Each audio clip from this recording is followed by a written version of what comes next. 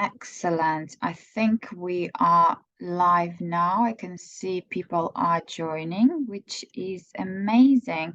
Hello, everyone. Greetings from the UK. Thank you so much for joining us today. My name is Dagina Wetherill, and I'm the Director of Recruitment within InUni UK Division, a company of global university systems overseeing international students recruitment for a number of our partner universities in the UK.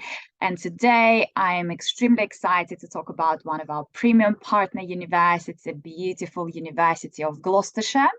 And we will be specifically covering pre-departure items for students and partners who already submitted applications and perhaps at the various stages of your admissions process for the University of Gloucestershire January 2024 intake. And I'm excited to be joined by my colleagues from the university. So we have Carla, Joey, Matt, Susanna, who will be presenting on various items during the webinar. We also have Priyanka. Hi, Priyanka. I just noticed you joined. Thank you for joining. So Priyanka recently joined the University of Gloucestershire. And we also have my colleagues from InUni, Arjun and Ankita from the marketing team who would help us to run the webinar. Just a few housekeeping rules before we start. So you're all on mute. If you'd like to ask any questions, feel free to do so. Just pop them into the Q&A section. So that's Q&A section rather than chat section, and we will take them at the very end of the webinar. Other than that, sit back and enjoy. The webinar is being recorded and the recording will be shared with you later on as well. And I really hope you enjoy the webinar and find it very helpful and exciting for those who are to join University of Gloucestershire very, very soon. Thank you. And I'll let Carla to, I guess, share your screen, please. Thank you. And whilst Carla is doing that, just a quick reminder, whilst I still have everyone's attention, and hopefully everyone is still fresh. It's still morning in the UK, but I know it's afternoon or evening, depending where you are. It's very, very important that you keep in mind the deadlines are fast approaching for January intake.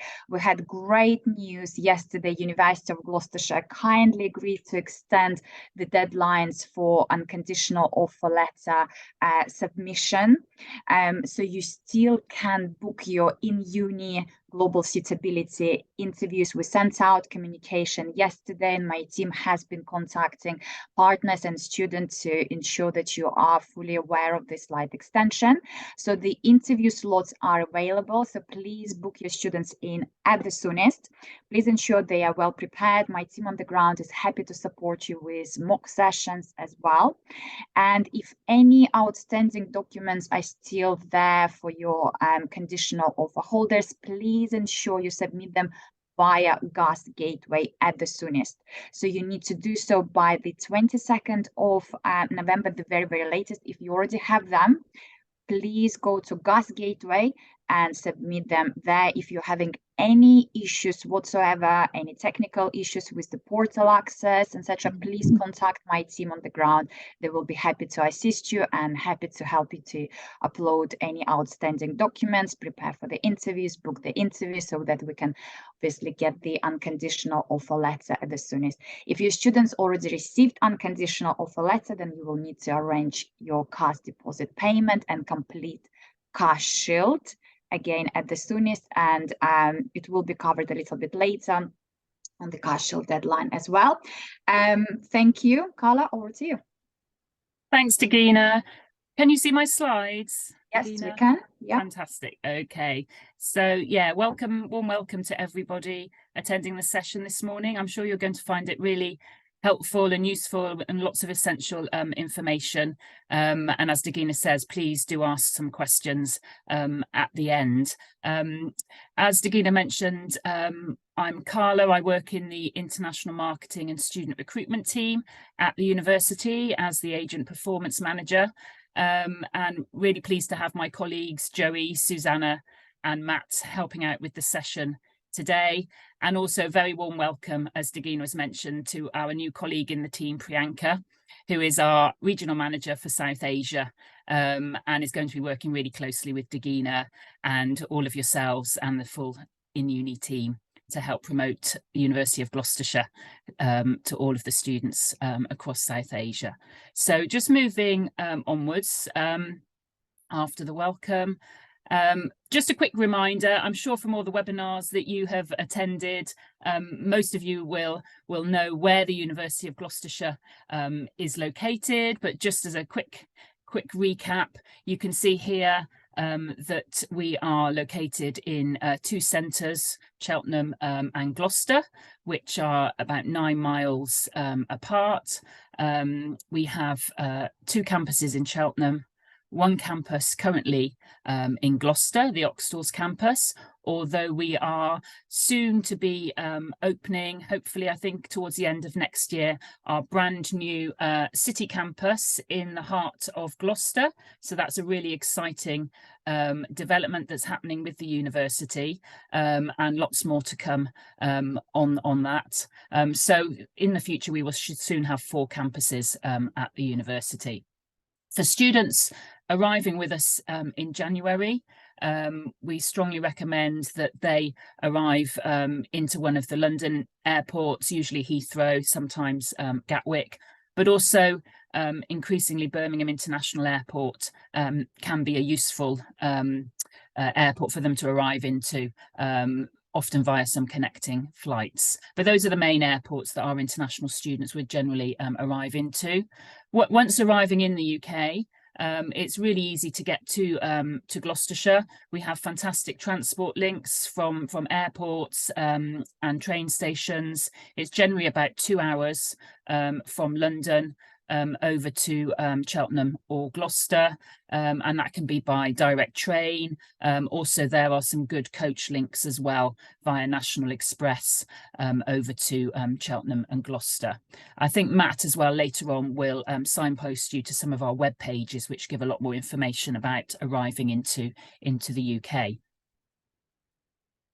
Just another quick reminder about the fantastic and really beautiful area that we are located in. So the Cotswolds is an area of outstanding natural beauty. You can see just from some of the images here, some of the really beautiful scenery and landscape that we have literally just within a few miles from the university campuses. So we're really sure that your students will have a fantastic time exploring the local area. We often have trips put on for students to be able to go and visit some of these fantastic historical places or some of the local countryside. So I think your students will really enjoy living in this part of the UK. Okay, and in terms of Gloucestershire, as I said, Cheltenham and Gloucester are where the campuses are located, just 9 miles apart, and we have a very regular bus service that can take students from one campus to the other. Gloucester and Cheltenham both have a huge amount to offer in terms of social offerings for students. Cheltenham, for example, has many festivals each year, cultural festivals, music, science, literature festivals. So there's a lot for your students to get involved in.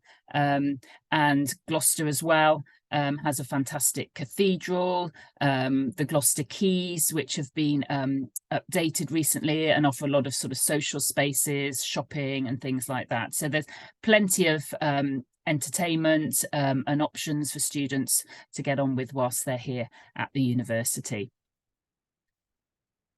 I'm just going to hand over now to my colleague Matt Wellborn from our Immigration and Compliance team, and he's going to run through some key messages that you need to remember when counselling and advising your students around visas and arrivals at the university. So over to you, Matt. Great, thank you, Carla. Good morning from the UK. My name is Matt and I'm part of the International Student Services team. So I'm speaking to you today probably with 2 hats on. Firstly, one representing our immigration and visa services, and then the other from an international student advice perspective. So just firstly, just to talk about the CAS and visa applications, so some information around how we gather the information, how your students can input that information, and how we process it. So the important thing to note, first of all, is the deadline. So inevitably, we do have to work to some fairly strict deadlines. These effectively are in turn governed by the deadlines that the UKVI set to process their visas. So the 30th of November, which will be shortly upon us in effectively a couple of weeks, that is the deadline by which we need to receive all completed CAS requests. That then is working towards what we are recommending as the arrival date of the 6th of January, which is the weekend before our induction week starts. So 8th of January, our induction program for a week. It's really, really useful if students are here in time for that week. It's a whole host of activities, both university and course specific, to really help students get into sort of the mindset of a student studying in the UK, but also at the University of Gloucestershire and on their particular course. Teaching starts the week following that. The CAS statements themselves will highlight those dates, so hopefully students are aware of the dates to arrive and the latest arrival date as well. The CAS that come through, once they're completed, we do aim to process those in no more than 5 working days. We tend to be a lot quicker than that. It's generally at the moment sort of a 48-hour turnaround once all elements have been fulfilled. So just to remind you, to remind students and to remind advisors and counsellors what the elements are. So first of all, the unconditional offer that they must have received. Once they have that, it's in the required state for us to be able to complete their CAS processing.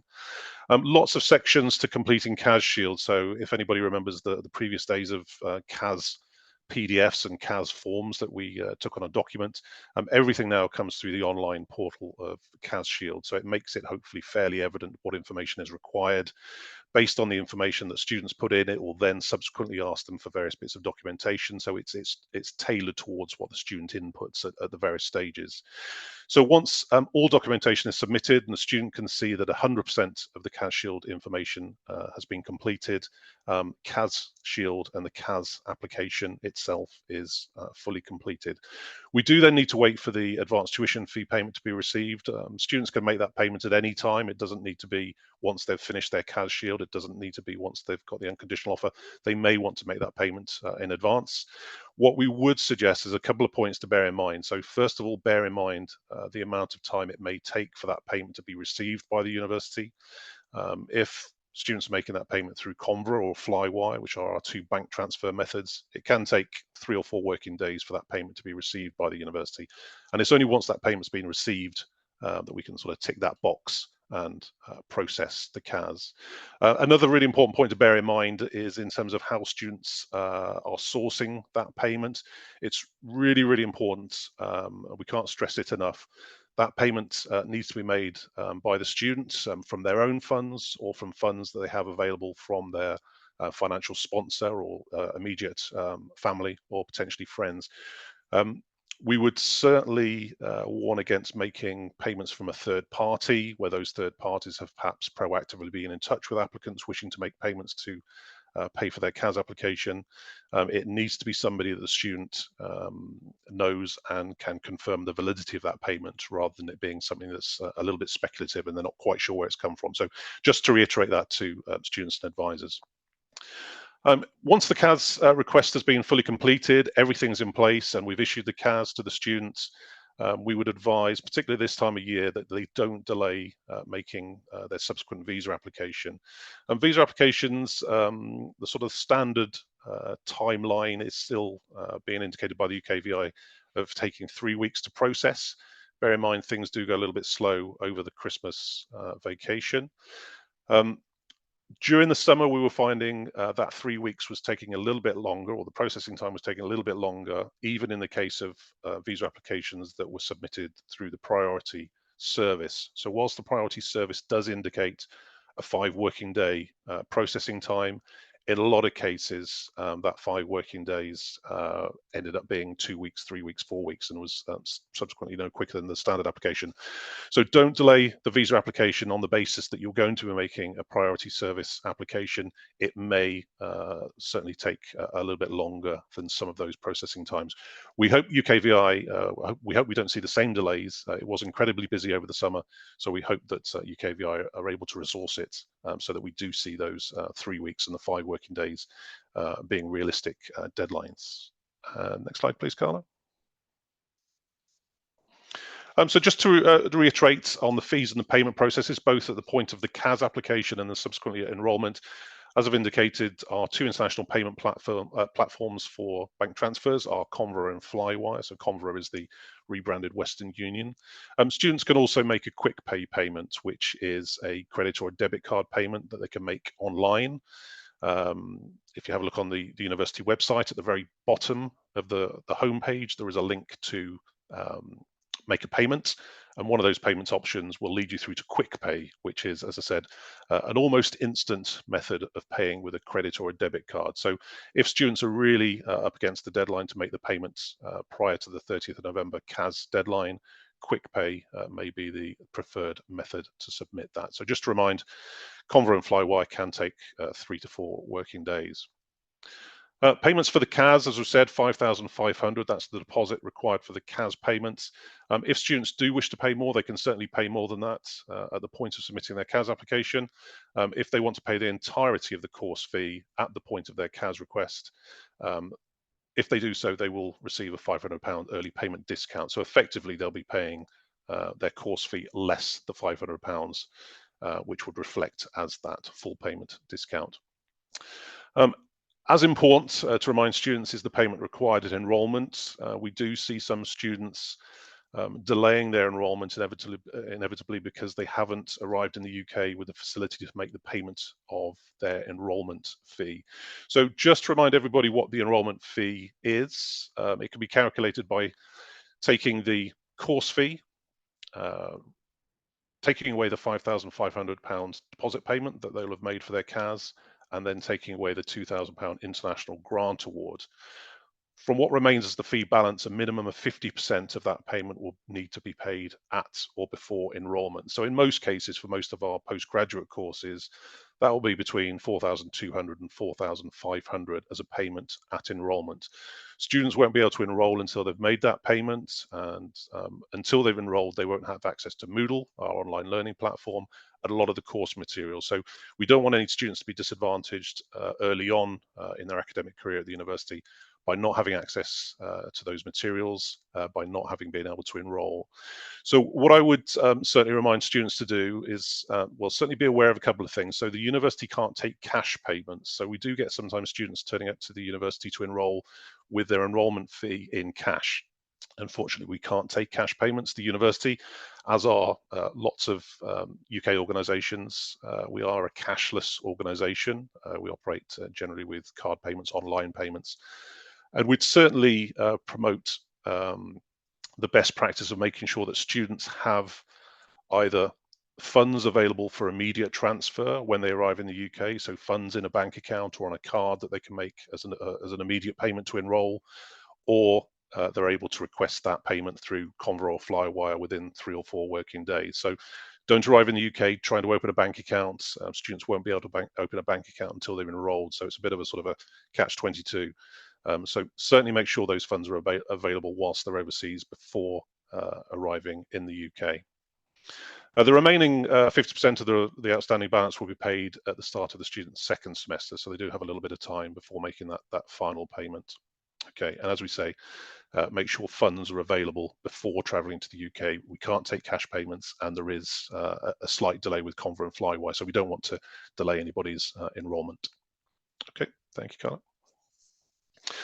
Just a couple of portals of information that I would certainly advise students and advisors to have a look at, both at the point of considering their course and certainly once they've selected their course and are prepping for their arrival in the UK. So the link on the left, I'll let students have a look at those by themselves rather than going into too much detail on those. So that's a link to our international support pages. So it's a sort of a signposting to lots of other areas of the university that will support international students at the time at the university. From our perspective, with visas and immigration and international student advice, there's lots of information there to make the transition to the UK a little bit easier.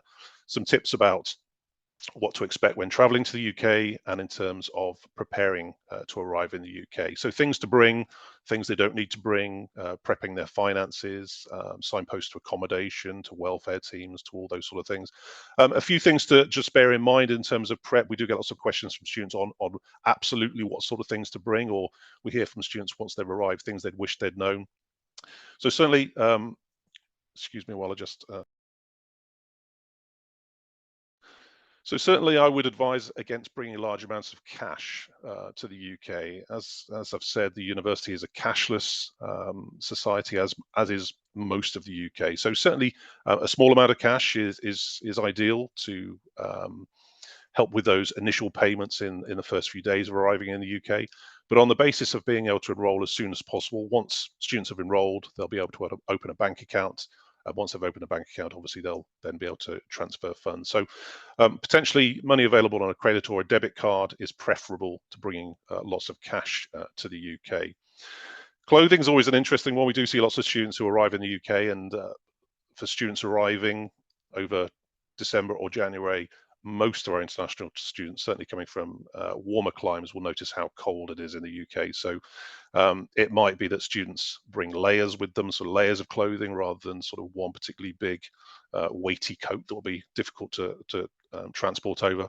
Or it may be they look for options when they're here. But certainly a few items of clothing that will meet the quite cold climate that a lot of students might think we have here. 52 weeks of the year. 52 weeks of the year. It's not always cold. It is fairly changeable, but certainly arriving in December and January, you might find it quite cold. The other thing to bring is a laptop. So make sure that you have access to a laptop. We've had situations where students have been trying to conduct their studies on their phone. They will really struggle with that. So we do have computers available in the libraries, but for students wanting to work outside of the university or in group work in sort of different parts of the institution, they may find that not having a laptop disadvantages them. So try to source a laptop. It doesn't need to be a particularly expensive laptop, but something that they can certainly access emails, write assignments, and access their online information as well. The link on the right, mygloss.ac.uk. MyGloss is the portal of information that students will use to support their studies. It's an app as well. It's available as an app. They'll be able to access their student record, their emails, links to their course content as well. So between the two of those links, we hope that students have all the information they need, both while they're prepping to arrive in the UK, during their arrival, and then to support their studies. So have a look at both of those links when you have some time. Next one, Carla, thank you. So just quickly, just to run through a little bit of the timeline once students are arriving in the UK. So the first thing to do before arriving in the UK, as I've said, is to make sure that the enrolment fees are accessible. They've either been transferred, they can be paid to the university before arriving into the UK, or they're immediately payable once they arrive. So avoid cash. Once they've arrived in the UK, students will be able to attend one of our international welcome events. The dates for those have yet to be published. But students will be emailed information around all those events. It's an opportunity to meet with some of the teams that will help students enroll. So everybody from accommodation to the income team to welfare teams to the visa and immigration teams as well. A quick note on BRP collection. So the biometric residence permit. Students will still be able to collect a BRP. It will be useful when students are filling in their visa application if they indicate the university as their point of BRP collection. They can nominate either our Cheltenham Park campus or our Gloucester Oxtalls campus as the point for collection. The benefit of having the university as the collection point rather than the post office is once we receive the BRP at the university, we are able to process that card, upload it to the student's record, which means that they're able to enroll slightly quicker than they would be if we've got to wait for the student to collect their BRP from the post office. So the BRP might arrive to our office before the students arrived in the UK. So it does give us a little bit of time to get that set up and prepped. So I would certainly advise students select the university as the collection point for their BRPs. Enrolment is all done online. We do need to do a bit of a document check with them. Again, that information will be highlighted in the international welcome events. And then once students have enrolled, they'll be able to do all those things such as register with a local doctor and open a UK bank account. So those sort of things, again, it's really important that students are able to enroll as quickly as possible. Next one, Carla, and the final one from me. Just a very quick note on working during and after after studies. For lots of students coming to the UK, the benefit of being able to work part-time is a great opportunity to supplement funds that they might need to pay for their time in the UK. So full-time students generally are able to work 20 hours a week, full-time during the official university breaks. For undergraduates, that's during the summer, over Christmas, and at Easter. For postgraduate taught students, that's purely over the Easter and Christmas breaks. And for anybody on a postgraduate research program or doctorate, that's purely over the Christmas break. Students are equally able to work full-time after the expected course end date as indicated on their CAS as well. So we hope that does give scope for lots of students to find a part-time job should they wish to do so. And just a very quick note on opportunities after the studies, a little bit early to be talking about these, but on successful completion of the course, where eligible, students are able to apply for a graduate visa, which gives undergraduate and postgraduate taught students an opportunity to remain in the UK and work or look for work for 2 years, and for postgraduate research and doctoral graduates to stay in the UK and work for 3 years. Just a very quick final note for me on the skilled worker visa. So the rules have changed somewhat for the skilled worker route. So as of July this year, students wanting to arrive in the UK and at some point switch from a student visa to a skilled worker visa, they do now have to fully complete their course before they're able to make that switch. So just one to bear in mind when advising students on that particular route. And that is it for me. I'll be happy to take any questions at the end of the session. Thank you. Fantastic. Thanks, Matt. That was really, really useful information. I think everyone will agree. Some really good top tips and essential information for students to prepare for their arrival, so that we can make sure that their enrolment and induction is as smooth as possible. I'm now going to hand over to Joey from our accommodation office, who's going to talk to you a bit more about the various accommodation options that are available for your students. So just handing over to Joey now. Thanks, Carla. Hi everybody, and welcome today to this presentation. So I'm just going to take you through your accommodation options for the January starters. So that could be halls of residence, university approved housing, and then just going through the different advice for international students. So we'll take you through that now. So we're going to start with halls of residence. Halls of residence, probably, to be completely honest with you, is the best option for January starters.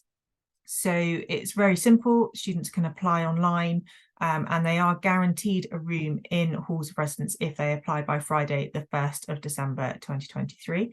That doesn't mean we won't have accommodation after that date, but there is a guarantee in place if you apply by then. We have halls of residence across Cheltenham and Gloucester. The rooms are numbered. They are limited at this time. So as I say, you do need to apply by that deadline. And we allocate in date order of receiving application forms. So the sooner you apply, the more likely you are to be given your first choice when you can put that on the application form. Once they've applied, students will then look to get their room offers within around 7 days after that deadline.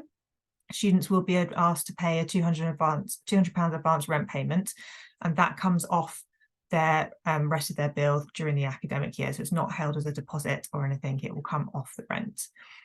The contracts are all inclusive, so it includes all their bills, their heating, water, electricity, obviously the internet, so it's the fast university internet access across our halls of residence.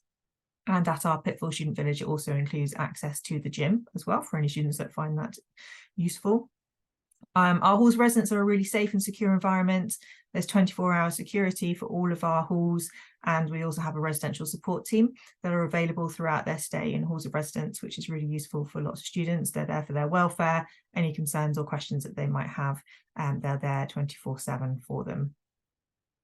I suppose a really important point for halls of residence is that there are no guarantors needed and there's no additional fees. So it is a really straightforward, simple option for students to look for halls of residence.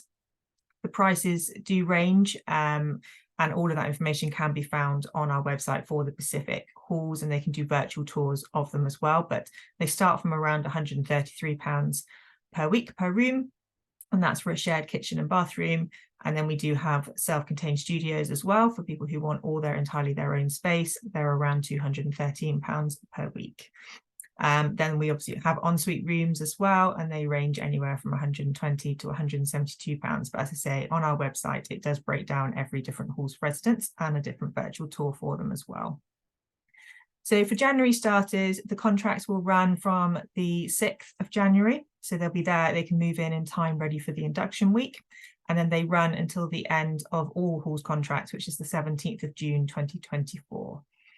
Once students have accepted their room offer with us, they are fully committed to it. They can't be released early. So it is really important that they're happy with their decision. But halls, as I say, is a nice straightforward option for them. All rooms are single occupancy and they are for students only. So we can't have any part-time or non-students living in the halls of residence. We do allow guests, but that is for 2 nights per week and a maximum of 6 nights per month. We do try to ask that people don't have guests for the first 3 weeks, because that just enables students to move in and settle in and meet other people nicely before the rest of the term starts. So we do try and ask people to stick to that rule. The next slide, please, Cara. So we do also have university approved kind of housing in the local community, and our website is on the screen at the moment. We will share this information separately as well. So this is a dedicated website for students at the university. Just to give an explanation, on that site, there are 2 lists running. So there are rooms for this academic year. There is also a list running for the next academic year. So obviously for this year, because this academic year has already started, the rooms are more limited for the rest of this academic year, which does make halls a more straightforward option. But if it is private housing that students want, then they will find rooms available, but they will be spaces within kind of current student houses. The students will already be living there and they will be looking to take empty rooms in those properties. Through the site, you can contact the landlord directly to inquire about Pacific rooms. All the details are on every advert, so you can contact the landlords through the site, and you can find out all the information with regards to that property. So the rent, the number of people that they would be living with, where it is located, whether it's Cheltenham or Gloucester, and there is a map on every advert as well. So it gives them the distance between the different campuses, so you can see all of that information. All the properties that are registered on that site meet a really high health and safety criteria. So the university have checked them, we know the landlords, and we hold all the certificates in place for those properties. And as I said, they do really vary. So you'll get a variety of houses of different sizes, locations, rents, contract lengths. So that's an important point to make, is that with halls of residence, it will run until the 17th of June. In private housing, it might run longer. So it's important that the students are aware of that and that they check those contracts carefully. We do recommend that students view several properties, preferably in person, but they could do it over Zoom or something with the landlord if they wanted to. But we do recommend that you look at several, because they do vary, and then you can make an informed decision as to what's right for you. Again, the same as halls of residence, they would be single occupancy. You would be sharing with other students. Some landlords will be prepared to take part-time students and non-students, but on the whole, it would be for full-time students in those properties. We do have lots of information on our website with regards to private housing, and there is also a presentation on there that talks about the housing market in Gloucestershire, and it does move very, very quickly. So if you wanted to look for a property just for the student, not sharing with anybody else, then I would really recommend that they look at that information on our website. The housing market moves very quickly here, and it can be quite difficult to find Pacific accommodation. Again, like halls of residence, they are signing into an agreement, and so once they're committed, they are committed until the end of that tenancy agreement. We cannot get them out of it, especially if they then look for alternative accommodation elsewhere. So it's really important that they're happy with all of those terms before they sign into it.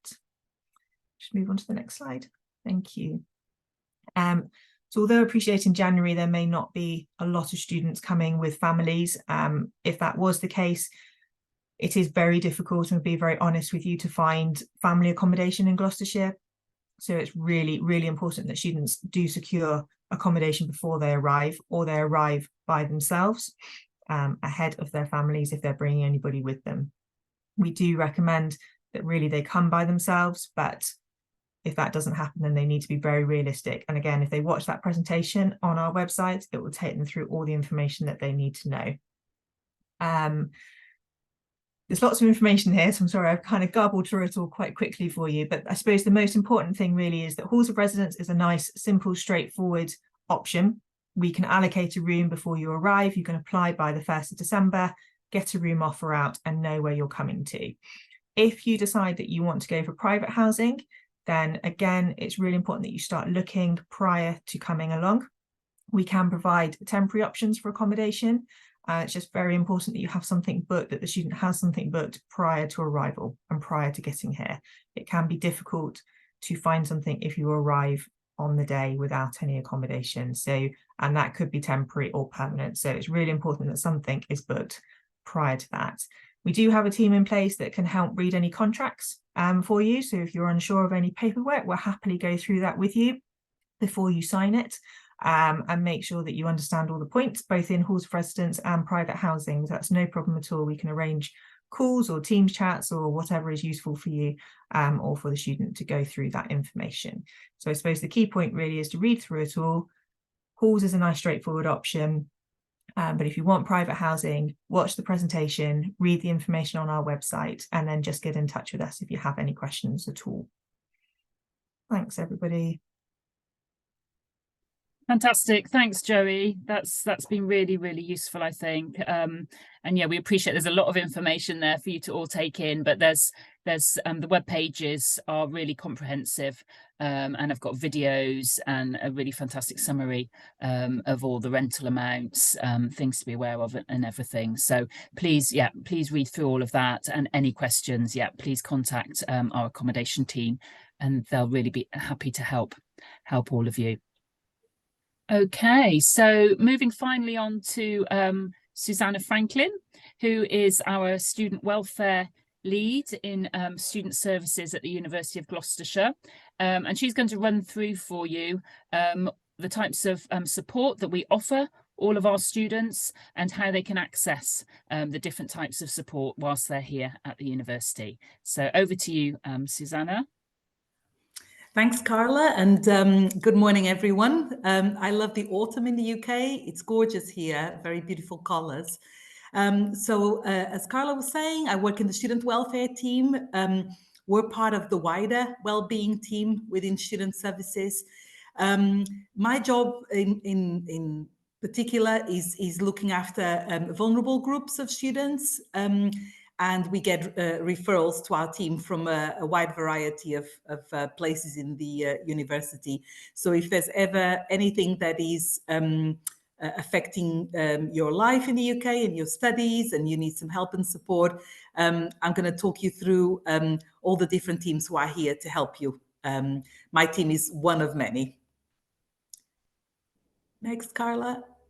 Thank you. So we have a student help zone on every campus. As Carla explained to you, the university is a campus-based university. We've got 3, soon to be 4 campuses, and there is a student help zone on every campus. They are there for students to come in and ask any questions, any advice, anything they need. They can just walk in and speak to them. They can also book appointments with them. The best thing to do is just to drop in and ask any questions while you're on campus. That's it, Carla. Thank you. So apart from that drop-in service that exists on every campus, the university also offers a wide range of support services, such as counseling sessions. So that's a form of therapy for students who need it. We also have a mental health and well-being team to support students if they've got any medical conditions, any mental health conditions. We've also got a fantastic service called Health Assured. So as a student, you can get free access to it. And that's an online, free, anonymous, 24/7 support. So any time of day, 365 days a year, a student can go online and speak to a trained counsellor about anything that is bothering them. So that's a really good service for you to be aware of if there's ever anything bothering you outside our normal working hours. Thanks, Carla.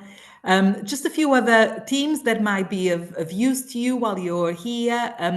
Our chaplaincy team is also a really good listening ear for students, and they organize lots of events for international students, social events, trips. So our sanctuary spaces are always, every time I go in, there's always an international student I can talk to, having a coffee or playing a board game, or you know, or attending one of the many events that the chaplaincy organizes for them. We've also got, and this is a really useful one for every student, but specifically for those whose English is not their first language. We have a student achievement team that can help you with your study skills, essay writing. So you can book an appointment with them, just a one-to-one with them, to talk through things like, you know, language, referencing, how to structure an essay, and you can use them as many times as you need to. Yeah, it's a good one for you to know about. We've also got a disability team that supports students that have got chronic health conditions or any learning difficulties. So if you come with a diagnosis, or whether you get diagnosed while you're here, there's a team of people that can help you and put support in place for you. We've also got a future plan team. So they are the ones who deal with the employability side. So I know Matt was talking earlier about the kinds of visas you could apply for after you graduate. This is a team that can really help you while you're here, but after you graduate, if you're looking for a job or a placement or work experience. So do engage with them as much as possible throughout your degree, but also after you graduate, you still have access to them for a number of years. So yeah, future plan team is a good one to know about. And then just very briefly, you're going to hear a lot about MyGloss while you're here. So MyGloss is an app that the university has. It's where we basically put everything that we think a student needs to know. So there is a tile called My Help, where you can basically type anything you like, and it will tell you who can help you and what kind of support is available with that. We've also got, within the MyGloss app, we also have a tile called Health and Wellbeing.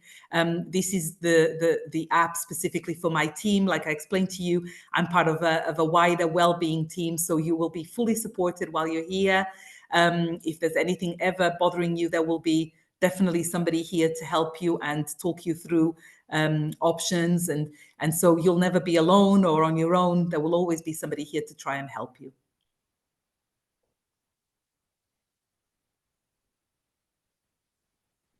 Carla, do you want me to say something about the chaplaincy? Just a little bit more. Yeah, if that's okay, Susanna, that'd be great. Yeah. Thanks. Yeah, definitely. So as I explained earlier, we've got a chaplaincy team. You can see their lovely faces on the right-hand side of the screen. And you can also see a picture of one of our sanctuary spaces at Park, and a picture of one of our lovely chaplains with some international students at one of the many events that they organize. We're very proud of the fact that we've been ranked #1. Our chaplaincy team has been ranked #1 globally in the International Student Barometer. And that's because they do so much to ensure that international students are part of the wider student community and feel supported while they are here. I've been to one of their global cafes a few weeks ago, and it was such a lovely event, you know, such a great opportunity to meet people from all over the world. So do use them as much as you want while you're here.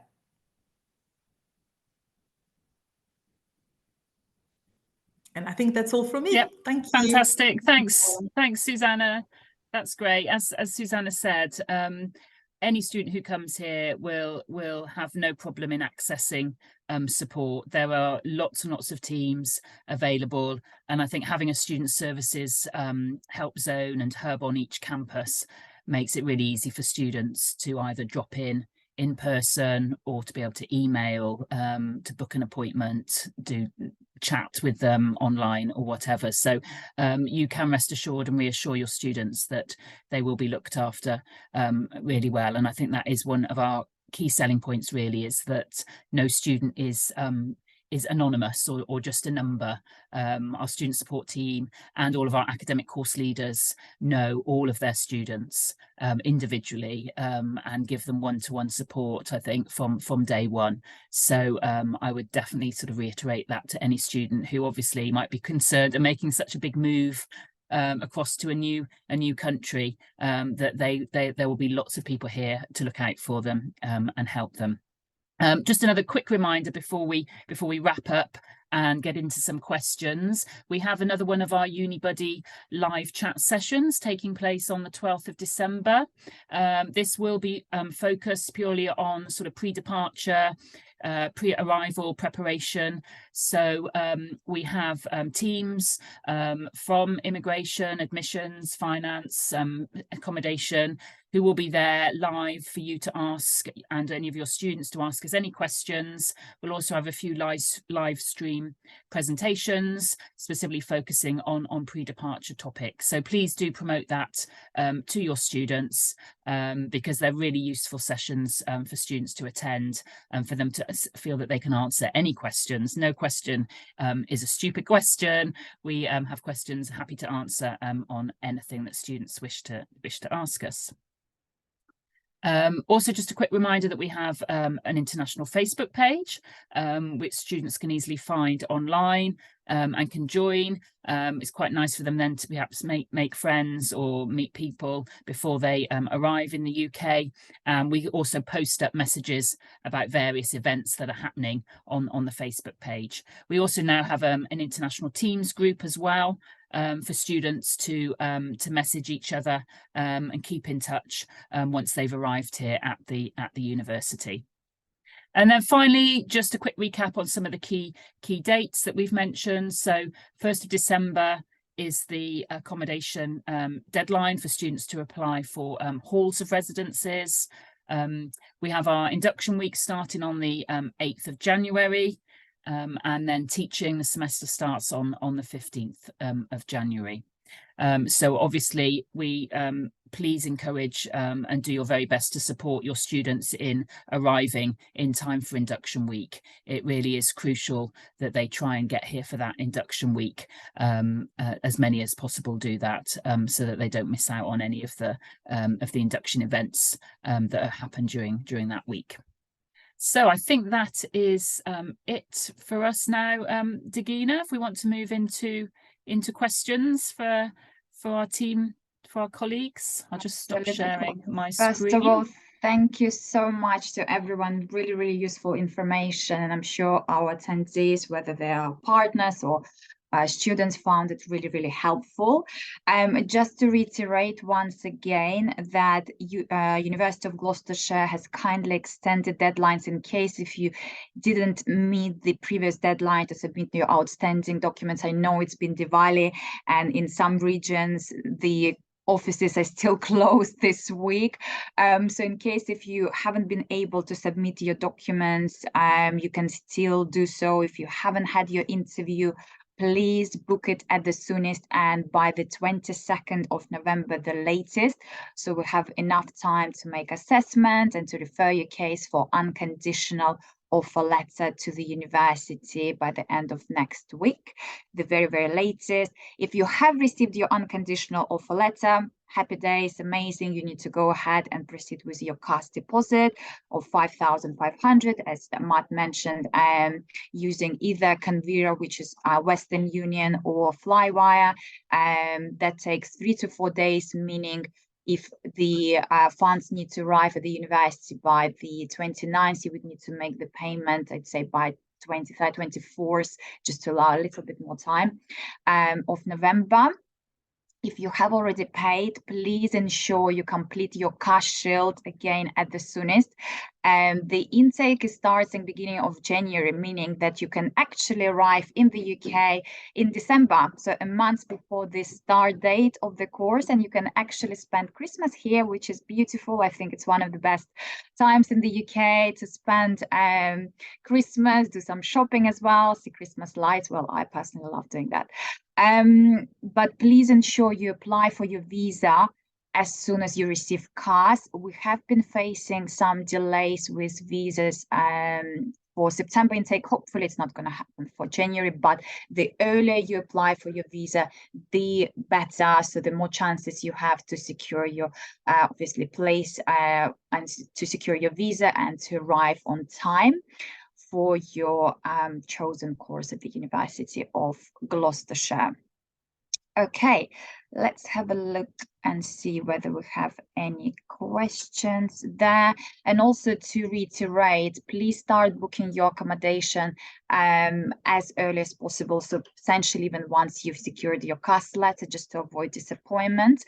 And definitely before you travel. We strongly encourage you not to travel to the UK unless you've secured your accommodation. I know sometimes students would prefer to wait for visa, but ultimately we want to ensure that you actually have somewhere to stay, even if it's a short term, before you travel in the UK. And you might be questioned on that upon arrival by the UKVI. So really, really important you have your accommodation secure, you have your outstanding fees arranged as well. So there are no issues whatsoever once you arrive in the UK.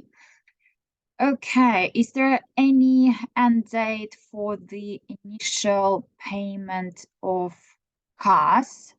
Do you mean the deadline, I guess? So if you have received your unconditional offer letter already, please go ahead and make your payment. Ideally, you need to do so, would say, by the 23rd. I know some banks might be closed, depending where you are, depending on the bank holidays. I know in some regions there's still ongoing bank holidays. So by the 23rd, we'd say, of November, the latest. Those who are paying via quick pay, obviously, the funds arrive a bit quicker. So you can pay a little bit later in case if you would like to wait for your unconditional offer letter in case it hasn't arrived yet. So hopefully that answers your question. But do start working on your cash shield at the soonest. If you've already received your access to cash shield, please ensure you upload your documents whilst you're arranging your payment as well. Okay. What is the correct time to apply for scholarships? Well, there is an international grant available of 2,000, which is available for most of the programs at the University of Gloucestershire. The great news is you do not need to submit a separate application for that, so that will be applied to your offer automatically. So you don't really need to worry about it. Other than that, for January intake, I think that's the main scholarship that's available on. In addition, as Matt mentioned earlier, if you do pay your tuition fees in advance before enrollment, you will receive £500 discount as well. So again, for that, you don't need to apply. You just need to obviously arrange your outstanding fees once you've received your visa, or even if you would like to do it before you apply for CAS, that's fine as well.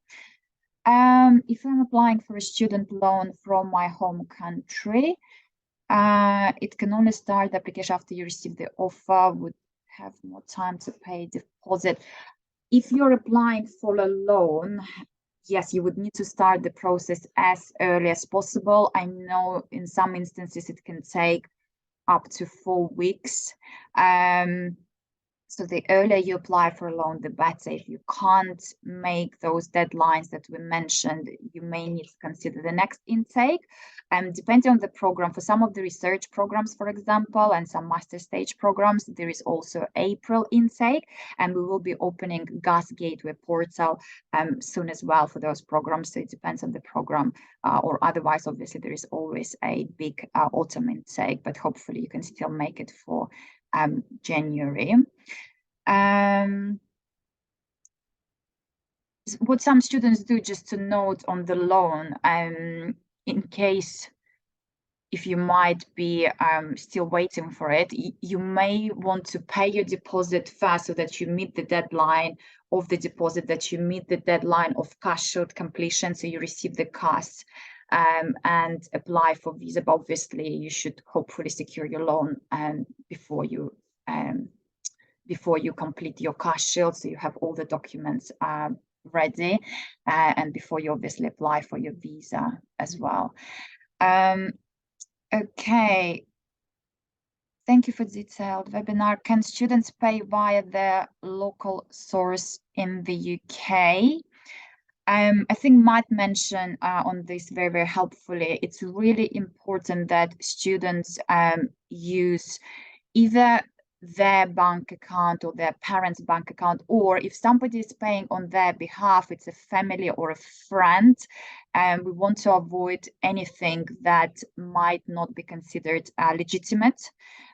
So really, really important that students do not use any third-party cards which they are not fully familiar with, if you see what I mean. So it has to be family, friends, so someone they actually know and trust. And also, please keep in mind, if it comes to a refund for any reason, maybe you haven't secured your car, so you haven't secured your visa or anything, the refund would have to go to the same bank account where the money came from, to avoid obviously any money laundering issues. So it's really, really important to take this into account as well. Did you want to add anything on that, Matt? Because I know you already elaborated, but yeah. No, I don't think so. Just to reiterate the points you made there, Dagina, it's really, really important. So we do get students making payments from within the UK through a family member or a very close friend. As you said, that student has to be absolutely sure that that is a source that they can legitimately say is valid. Otherwise, potentially get to issues. Perfect, thank you. Yes, and if it's not, if it's for any reason considered not to be valid or not legitimate, the university may have to send the money back, because obviously, if this card doesn't belong to the student or to their friend or to the family member, yeah, there might be further issues. The only thing I would add to that as well is if somebody else is making a payment on behalf of the student, make sure they use the student's student number as the reference, so that our finance team can link the payment to that student if it isn't ordinarily obvious. Perfect, thank you. Can you share your bank account details, because sometimes students face some problems? I mean, all the payment methods are listed on the university's website, so we can share that when we send out the recording as well, if it helps. Anything to add to that, Matt? Yeah, so we don't supply bank details anymore because there's no real requirement to do so. So our bank transfer methods are through Conver and Flywire. So where students go onto the how to pay section of our website and select one of those two facilities, it will automatically populate that form for the student with the university's banking details. So they don't see the banking details. It's a sort of an electronic handshake effectively that makes sure that payment's routed effectively. So that's our method of bank transfer. So there's no need for bank details. Perfect, thank you.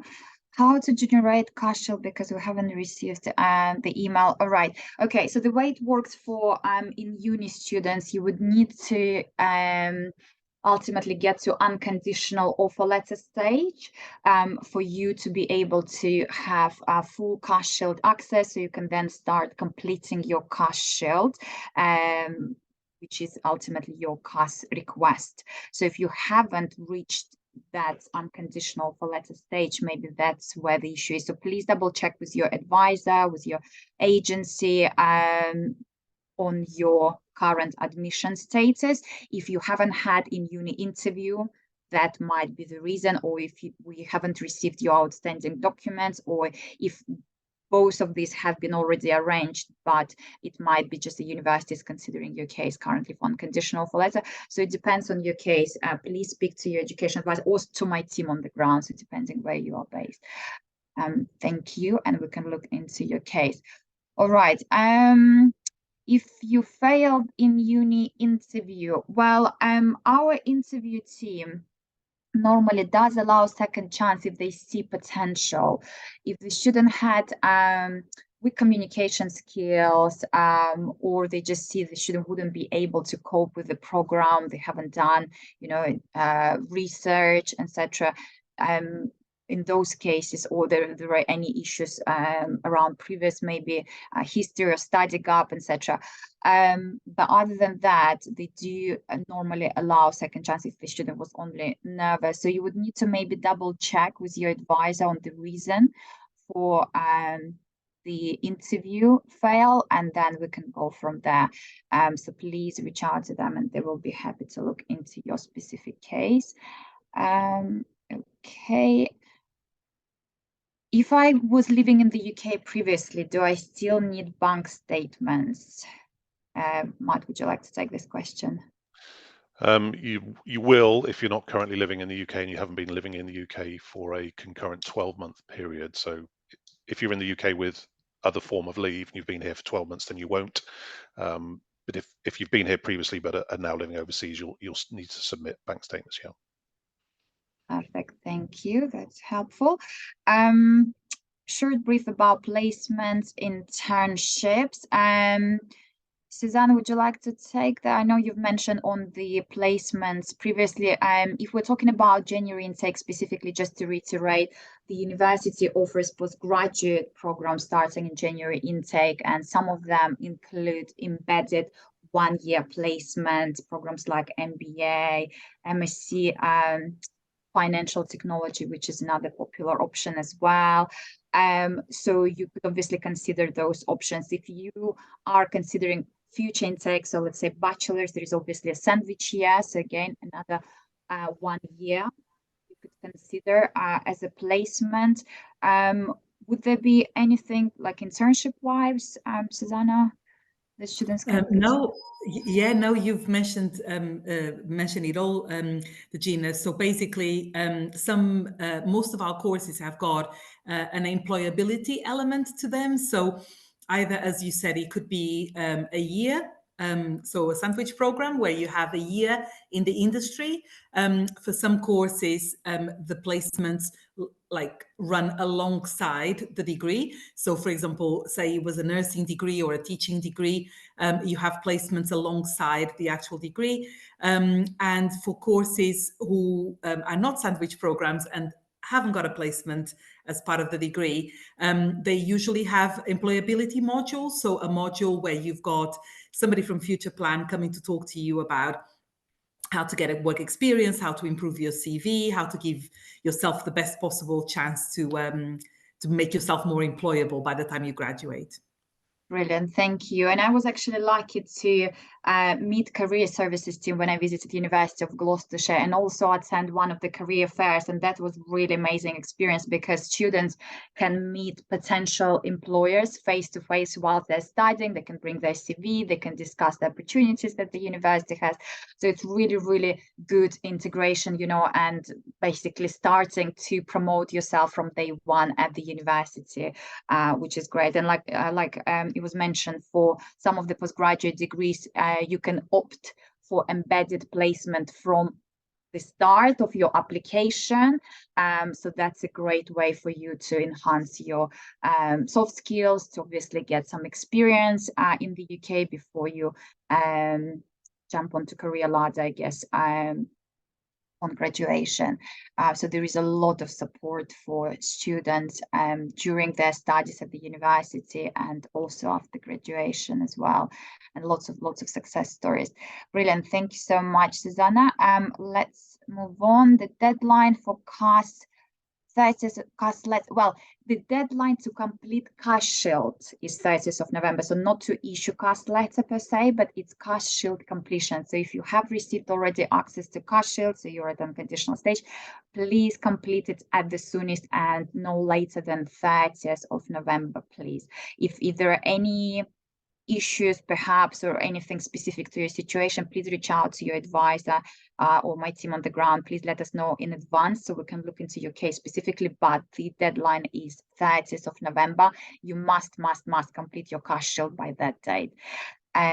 to avoid any disappointment or missing out on CAS. And please keep in mind that you need to apply for your visa as soon as your CAS is issued. So if you've already received CAS, please don't delay and apply for your visa the soonest, because we had delays for previous intake. So we kind of want to avoid those for the January intake, and make sure that you arrive on time. Okay, so visa processing time would be facilitated by priority service and super priority.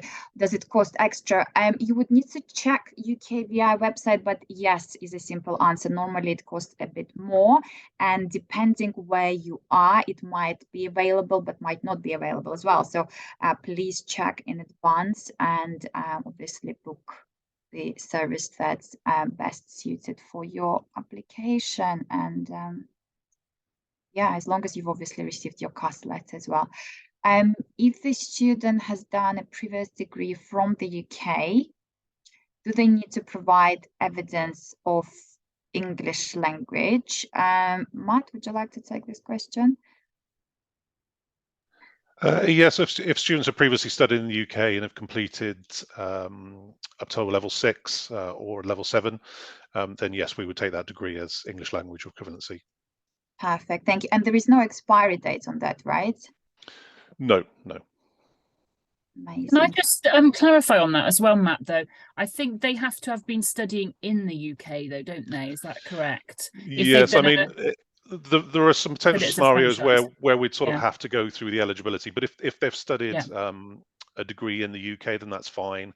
Also, if they've studied at a sort of a franchise or a validated program overseas, generally that's fine. There are some specific situations where we do need to just sort of talk through the student and have a look at their evidence, but I would say if they've studied a UK degree in the UK or that's validated from a UK university, it's fine. But we would have a conversation with specific applicants in that case if it looks perfect, sort of slightly different.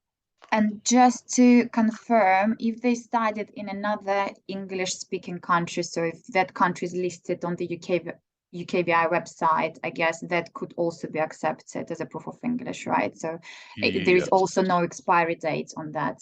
So generally not, no. So we'd look at them on a case-by-case basis just to check the eligibility of that and the validity of it. Yeah. Excellent, thank you. And again, just to reiterate to everyone, obviously you need to provide your proof of English at the earliest if you haven't done so. If you have just fallen slightly short of the English requirements, so by 0.5 or equivalent, if we're talking about IELTS, you could have internal English test, but that needs to be arranged literally now, because like I said, although the deadline has been extended slightly, the internal English test needs to be completed at the soonest as well, and by the 22nd, I would say, of November, so we can refer your case for unconditional offer letter.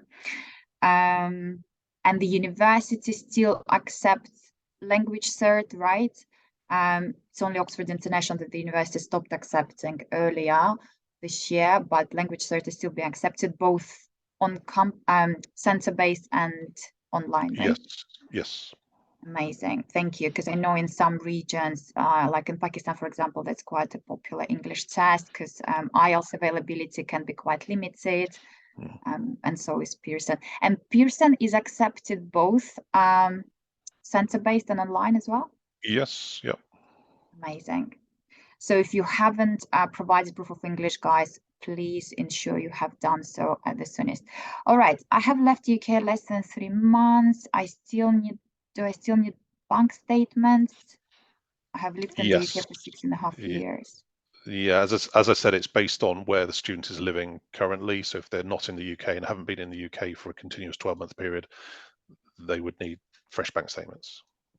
Perfect, yeah, and they would obviously need to apply for visa. So my IELTS results due on 24th or 25th of November.